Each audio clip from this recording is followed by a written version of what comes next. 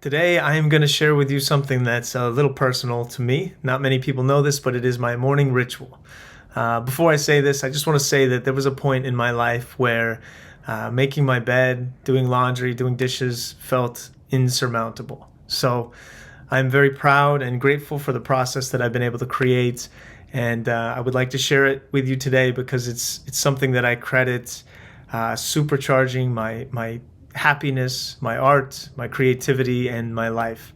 So, if you're new here, my name's Hans Christopher. I'm an actor, coach, and creator of the Working Actor series. Hope you enjoyed today's lesson. With that, let's dive in.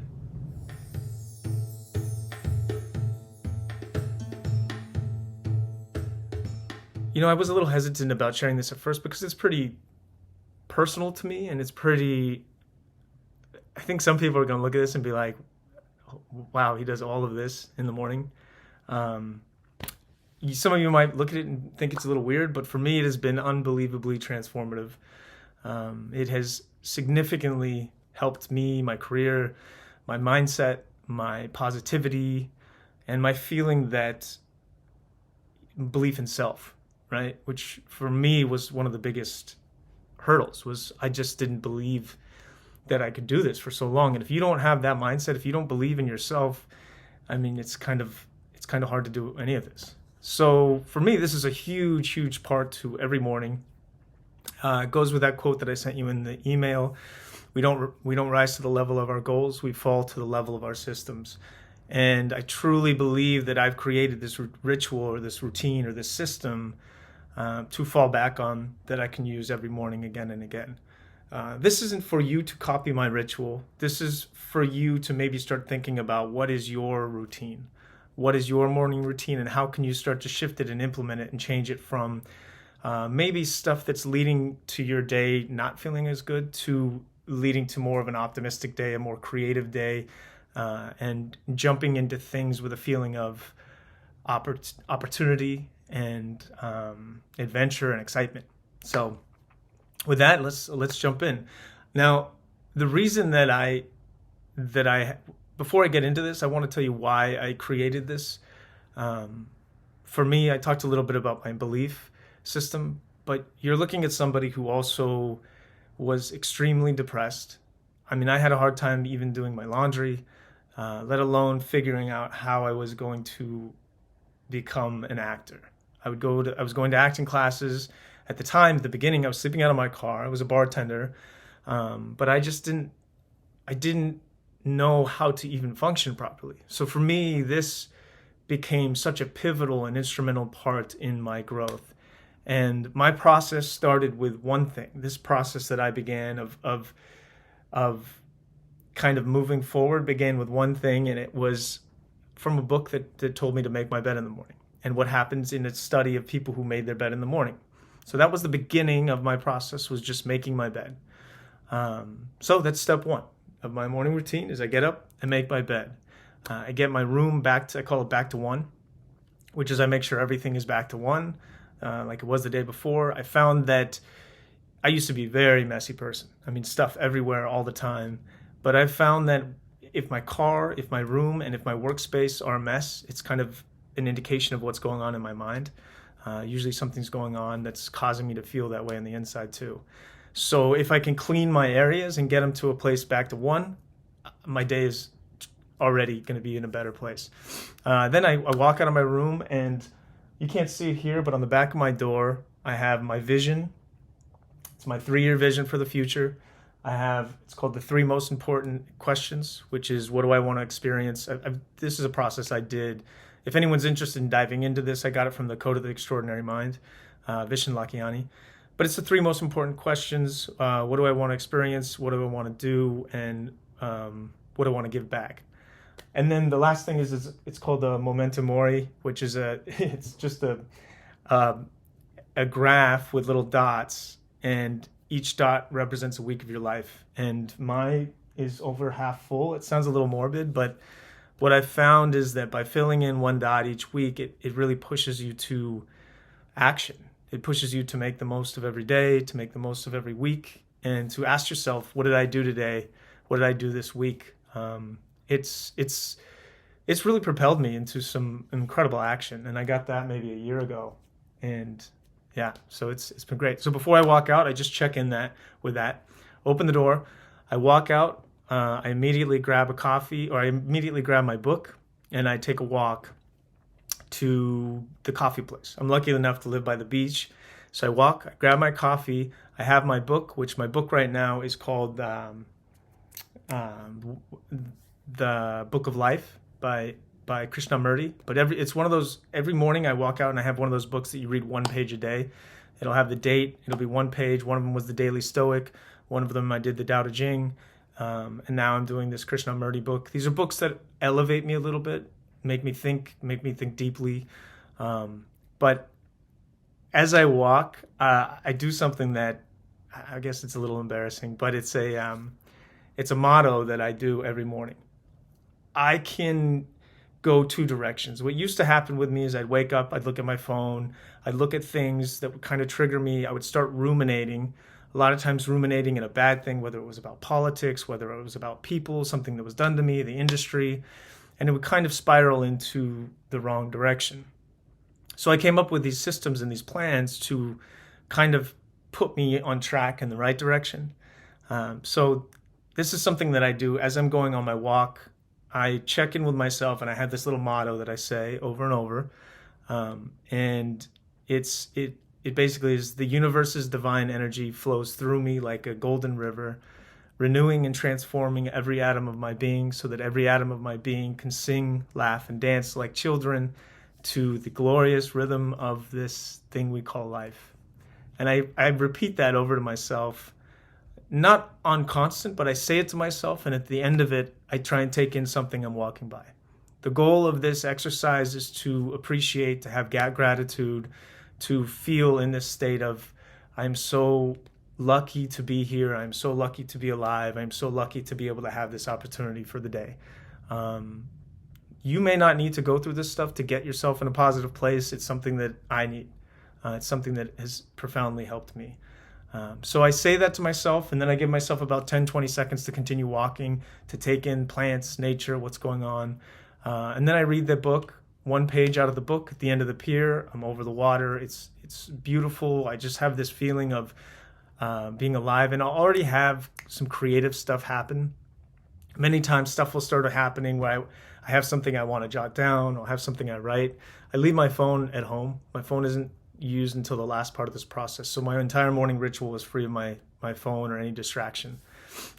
This is also the time the sun is rising, so I get to watch the sun. The sun's kind of hitting me in my eyes, which is really good for you if you don't know. I'm really into biohacking, and that's something that is incredibly important for your circadian rhythm. So I finish that. I'm usually really alive by the end of that.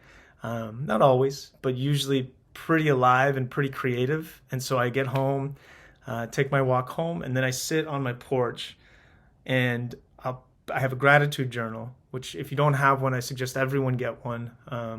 And I go through a little exercise that I learned from a book called Drawing on the Right Side of Your Mind. And the exercise is, I've been doing this for about 10 years now, so I can actually write pretty good with my left hand, which is my opposite hand. But the exercise is just writing one thing I'm grateful for with my opposite hand. And I'll sit down and I will write one thing I'm grateful for. I say, I'm so happy and grateful for this thing. And many times what I find is that creativity, some idea that I've had, really wants to come out. And I'll leave the other page open to anything I want to say. And I'll just scribble it down. And sometimes I'll sit out there for an hour because I'm so creative and alive. Sometimes a poem will come out. Sometimes an idea for a scene, an idea for a character, an idea for class. It really ignites some stuff. And sometimes it doesn't. Now, there are some days where I can't stop ruminating. There are some days where something is eating at me, something someone did, something that's going on in the world, and it's eating at me, and I can feel it consuming my energy. And then I have a process that I go through, especially on days that that's happening. And it's a quick meditation process that I go through, which is I start with that Ho'oponopono technique, which is the technique of forgiveness. I've turned it into a very simple exercise, which is basically I go through a hand gesture of I love you, I'm sorry, please forgive me, thank you. And I do that a few times to try and take away that whatever negative energy is eating at me or feeding at me. Because if I don't do that, I find that will grow throughout the day. All of this is set up to try and get me to a place of creativity, aliveness, exploration, fun for the rest of the day. Whether it's auditions, whether it's this class, whether it's diving into character, doing something, I want to be in a state of kind of wonder, adventure, excitement.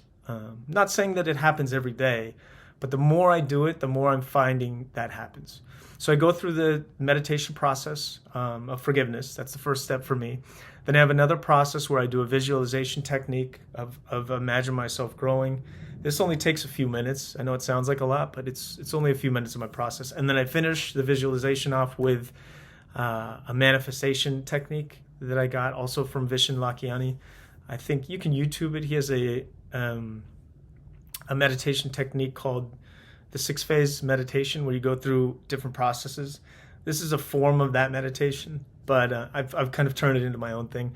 And then I finish it with a manifestation of something that I want, and I kind of just visualize that thing happening. It doesn't take more than 10 minutes usually for that meditation part. And then the next step that I have, which is usually if I wake up at 6, do my walk at 6, I'm usually at home by 7, and this is finished by 7:15, 7:30. Then I go down and I sit at my desk. I have a workspace, my workspace that I use that's specifically for the working actor or my acting workspace of my business. And I sit there and that's when I take out my phone, and I have an app called Todoist, which is just kind of a list for actions, things that I want to get done. And I just write my 3 most important things for the day. That's it. Just write my 3 most important things I want to get done for the day. I don't necessarily have to do them. I'm not at the stage yet where I'm like, I'm going to get these done for sure. And little side note, my mind and the way I work, it may sound like I have a lot of things that I do, but it's a very meticulous process of me getting there. The second I feel like I have to do something's a task or a chore, I run from it. So what I've found works best for me is just all I have to do is write those 3 things down. I don't have to get to them. I just have to write them down so I know what I would like to work on if we can for the day. It's almost like I have to coax myself into getting ready for it. So I write the 3 most important things down. That's it. And then the last part of my routine or my morning ritual is working on skills and mindset work, which is usually about an hour of reading. So I want to do some kind of a reading. I call it elevated reading. That's where I got books like The Peregrine from, or maybe poetry, or Baldwin, or was it Carol Ann Pearson's? You know, there's a number of books that I have that kind of get me to think in a different way, get me to think in a deeper way. I'm always looking for new ways of approaching things, new ways of thinking, and this is just something that allows me to continue. I only do it for 20 minutes, the reading. And then I do another 20 minutes of skill work, which is either voice work. I told you about the process of checking in and seeing where you are. Accents go in this category. Voice, working on my voice, working on Shakespeare. For me, just reading out loud Shakespeare was a really, really helpful tool in jumping into characters and expanding that range of just playing and having fun. And that's only for 20 minutes too. And that's it. That starts my morning ritual. That starts my morning routine. That if I'm doing all of those things, which takes me to like 9 o'clock, usually 10 o'clock, maybe at the latest, I find that I am in a place of like completely expanded. I feel alive. I know it feels like a lot and sounds like a lot, but my morning is my favorite time. When I go on my walk and I do these rituals and these processes, it doesn't feel like there's another soul on the planet, and it's just me and the air and the earth. I look forward to it every morning. And so it's kind of what propels me. It's what helps me in everything I do. And it doesn't mean that I always get to every one of these things every day. There's days that doesn't happen. But this is my routine that for the most part I get to almost all of them every day. And if I don't, I feel off track. I feel like something's going on. Something's not going right. Now, this has been 10 years, 8 years in the making of putting this ritual, putting this routine, this morning routine together in the morning. So this started with making my bed and cleaning my room. Once I started doing that and that became a habit where I had to do that, I was able to start adding things on. It's called habit stackings. If you haven't read that James Clear book, Atomic Habits, read it. It's going to be incredible for your productivity and what you get done. But I slowly added these habits as I went and got myself to a place where I was able to get all of these things done. What I've found is when I am in this and when I'm doing this a lot, my creativity, my imaginative work, my play, my enjoyment of the process is just, it's at another level. And if I'm not doing these things, I find that I tend to get to this monotonous routine that feels kind of draining and soul-sucking. So I have to have this stuff to keep me alive. So that is my routine. I hope it helps. I hope what you guys can get from it is something that you can find in what you do, some things that excite you, and start slowly incorporating, threading them through into a morning ritual, a morning routine that works for you. What I would say is the majority of us, unfortunately, run on routines that do the opposite of this. Our phones, our TVs, our news is meant to get you in a state of fear, a state of anxiety, a state of stress. And if you're waking up to that, you're preparing and setting your entire day for that kind of a thing. So for me, I really had to insulate those first few hours and turn them into a very safe and exploratory and creative and fun place. And what I've found is it kind of carries me throughout the day.